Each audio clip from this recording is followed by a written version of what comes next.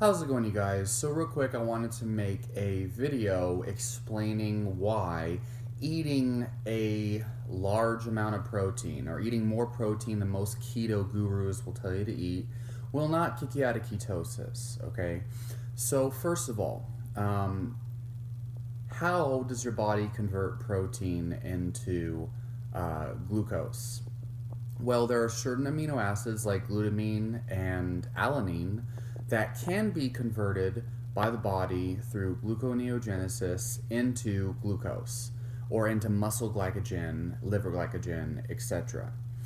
The thing that people need to understand is that gluconeogenesis is a demand driven process. And whether you're eating 0.5 grams of protein per pound of body weight or 3 grams of protein per pound of body weight, your body will actually create glucose from amino acids either way.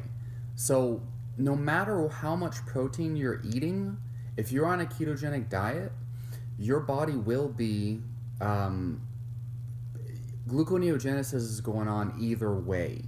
All right, just because you limit your protein to a certain point does not stop gluconeogenesis. Okay, when you are in, like, no matter what, whether you're in ketosis or you're eating a carb-based diet, your body still needs a certain amount of carbohydrate or a certain amount of glucose in order to function.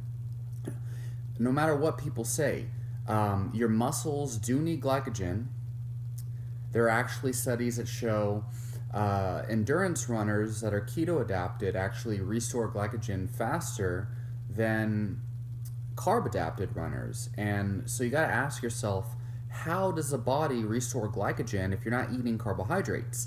The answer is it can convert dietary amino acids that you get from your food into glucose, or if you're not eating enough protein. So most of these keto dieters that restrict protein and they try to build muscle,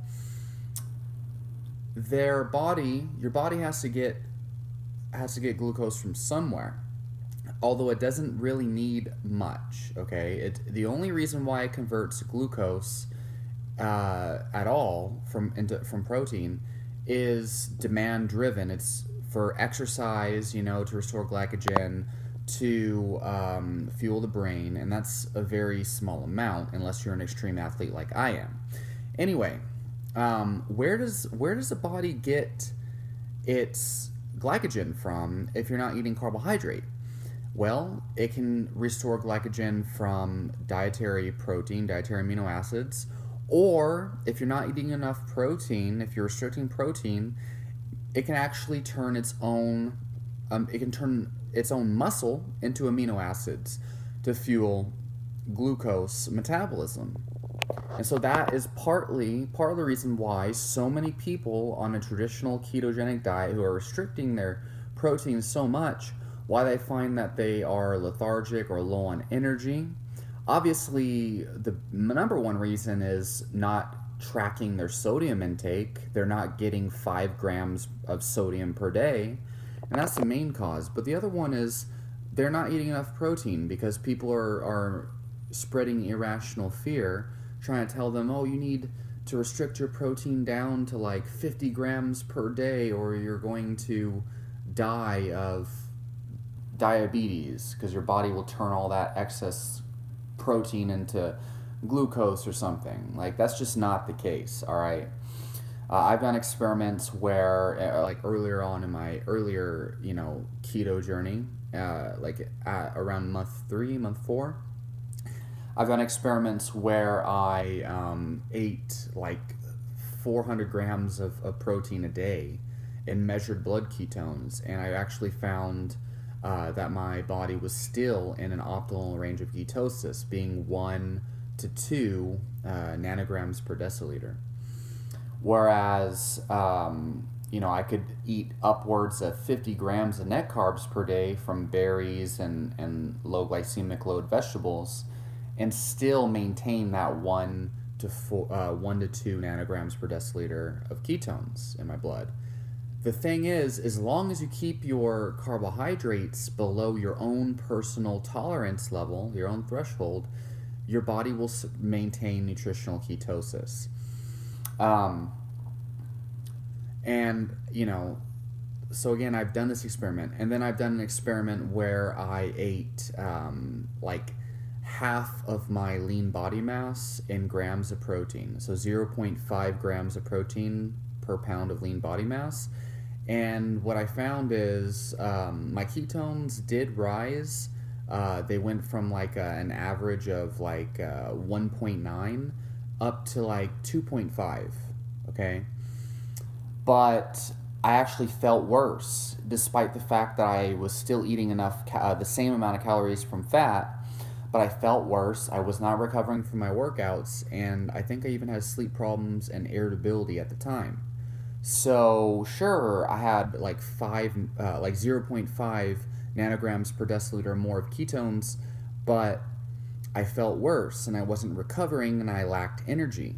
So, is a tiny bit of extra ketones really worth it if it's not giving me the entire results I'm looking for on a ketogenic diet to begin with? No, it's not worth it at all. Most people are going to experience negative side effects from restricting protein unless you are epileptic or you're trying to treat an illness with the ketogenic diet, in which case deep ketosis and high blood ketone ratings are extremely important.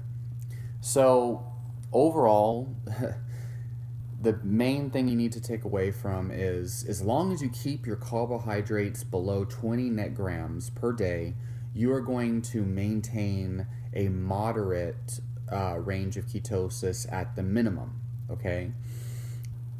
Now, protein, whether you eat super low protein or high protein, your body is going to still find a way to make glucose through gluconeogenesis either way.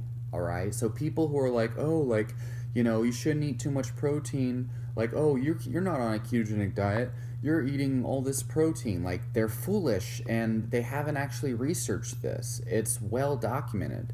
There's no research that shows, protein's going to kick you out of ketosis, and gluconeogenesis will happen whether you restrict protein or not. Also, your body also converts body fat into glucose if it needs to, or dietary fat as well. It can actually, I believe it can take the glycerol backbone from a triglyceride, and it can actually fuel glycogen that way.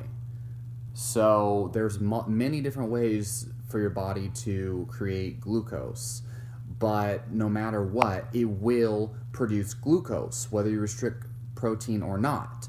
All you're going to do when you restrict protein on a ketogenic diet is starve your body of the amino acids it needs to recover from stress and exercise. You're probably going to feel like crap, and there's no benefit to restricting protein unless you're epileptic or you have a neurodegenerative disease of some kind. So, yeah. So anyway, yeah, leave your questions and comments down below. This whole entire idea of protein restriction is required for ketosis is completely flawed, and it's not actually true.